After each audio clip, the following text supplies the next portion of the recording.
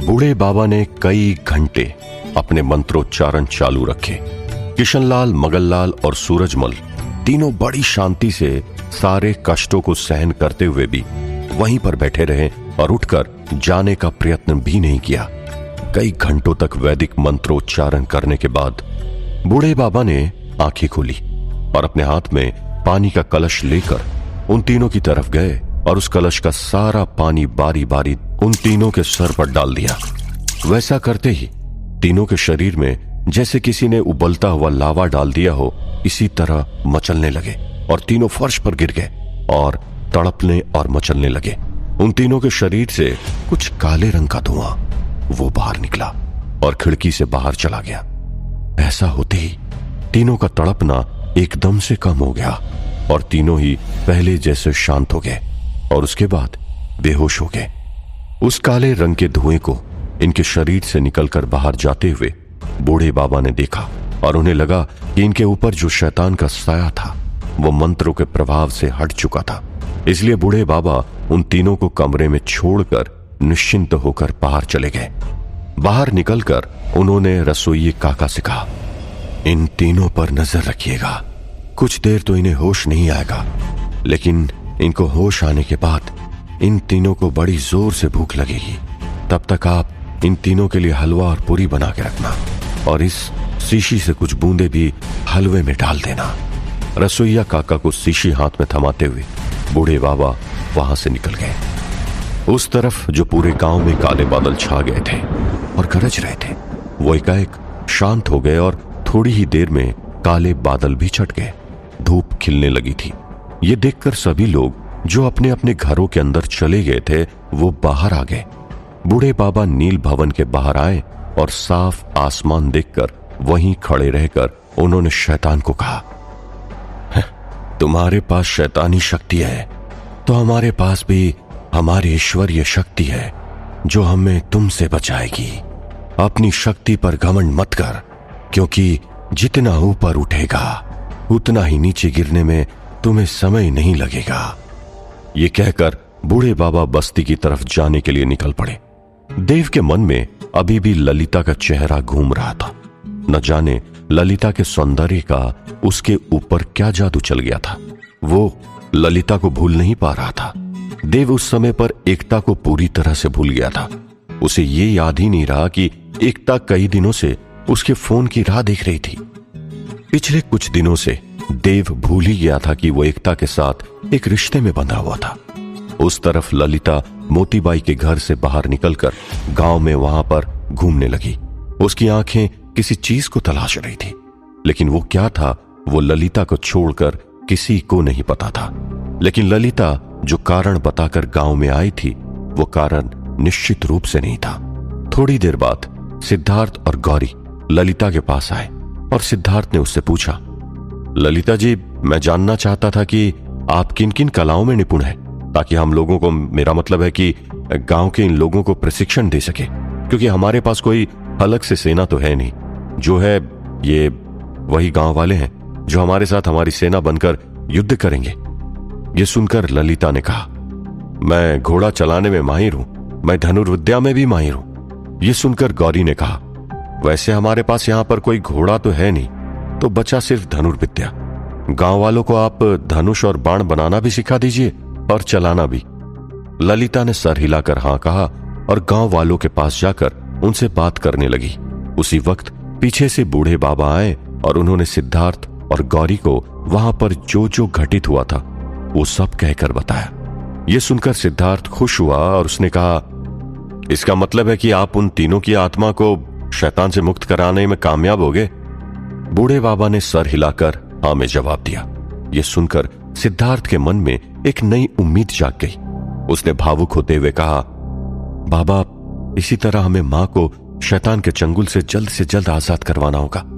उसी वक्त गौरी के मन में ख्याल आया और उसने बूढ़े बाबा को पूछा, बाबा, अगर हम उन तीनों की आत्मा को सिर्फ मंत्रोच्चारण द्वारा शैतान के चंगुल से मुक्त करवाने में सफल हो सकते हैं, तो क्यों ना हम इस पूरे वीरानगढ़ को ही मंत्रोच्चारण करवाकर सुरक्षित कर दें। यह सुनकर सिद्धार्थ की भी आंखें चमकी और उसने कहा, गौरी ठीक कह रही है बाबा, यदि हम सभी गांव वालों को मंत्रोच्चारण करना सिखा दे और सभी दिन रात मंत्र का जाप करने लगे हाथ इस गांव में हम मंदिर की स्थापना करते हैं। हो सकता है कि इससे शैतान के साथ साथ और दूसरी शैतानी शक्तियां भी इस गांव में प्रवेश न कर पाए।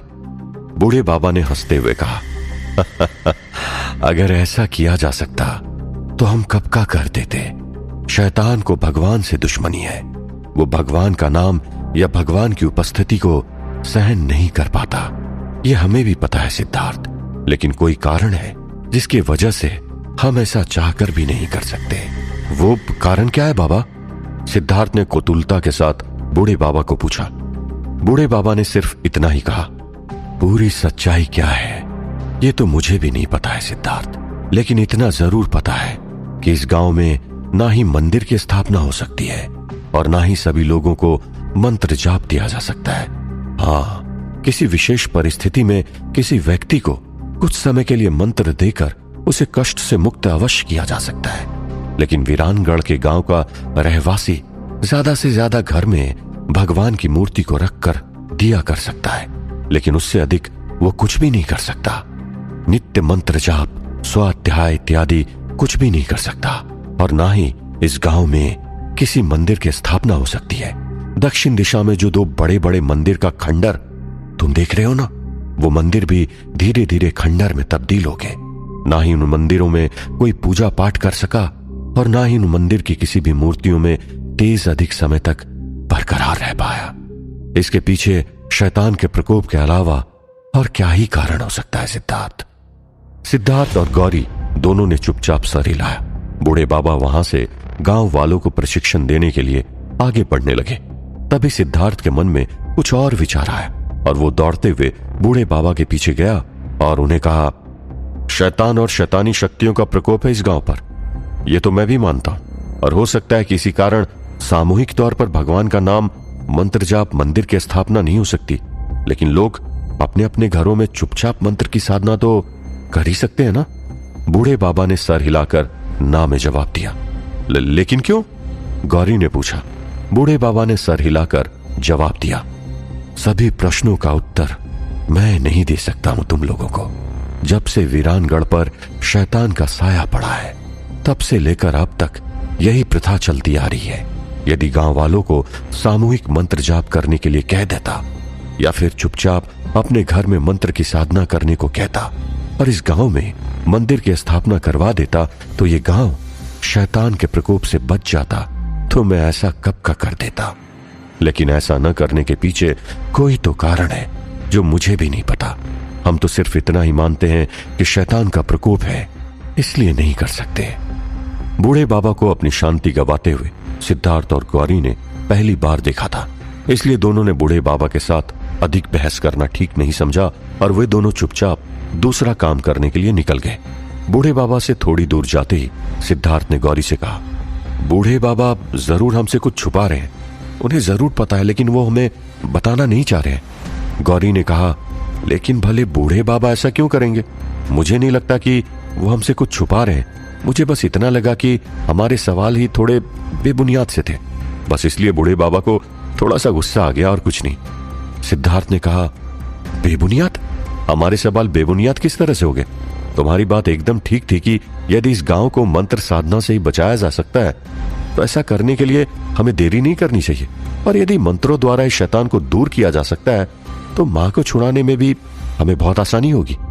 गौरी बोली, बूढ़े बाबा की बात में जरूर कुछ तो सच्चाई है, क्योंकि अगर ऐसा हो सकता था तो बूढ़े बाबा इसका प्रयोग काफी समय पहले ही कर चुके होते, लेकिन ऐसा नहीं हो सकता, इसलिए तो हम इस कठिन रास्ते से गुजर रहे हैं, है ना?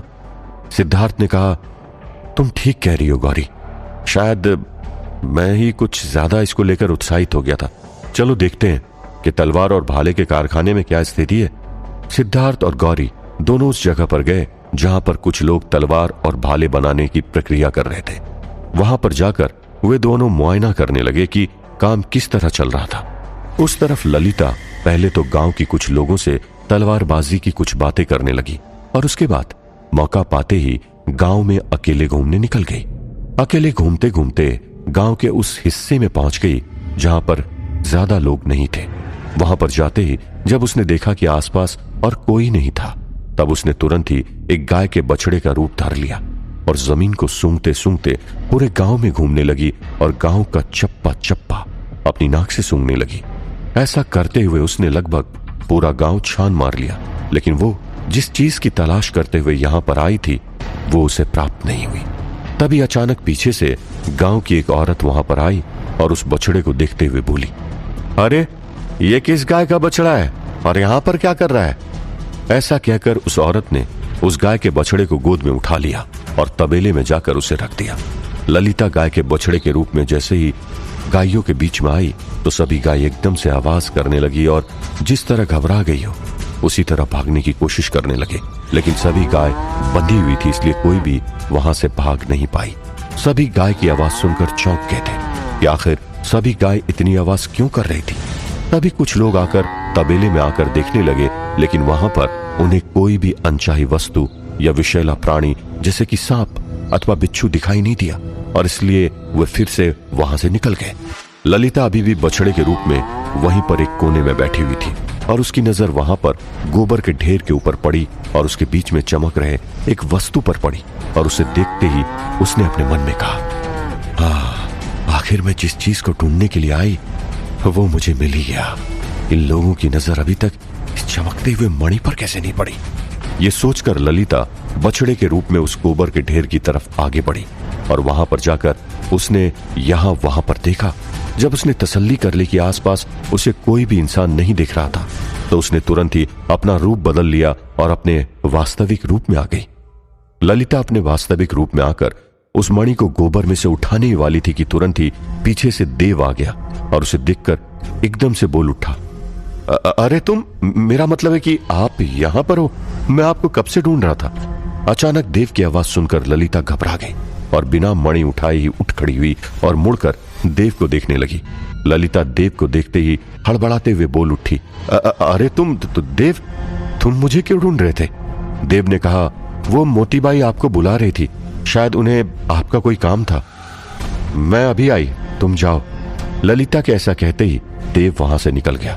देव के जाते ही ललिता फिर से मुड़ गई और नीचे मणि को गोबर में से उठाने गई। तब देव अचानक से फिर से तबेले में आया और उसने कुतूहलतावश पूछा, आप यहां क्या कर रही हैं? फिर से देव की आवाज सुनकर ललिता के पसीने छूटने लगे। उसे लगा कि इस बार वो पकड़ी गई थी, इसलिए ललिता एकदम स्तब्ध रह गई और उसके हाथ कांपने लगे। तभी देव ने पीछे से कहा, आप गोबर क्यों उठा रही हो? यह आपका काम नहीं है, आप रहने दीजिए।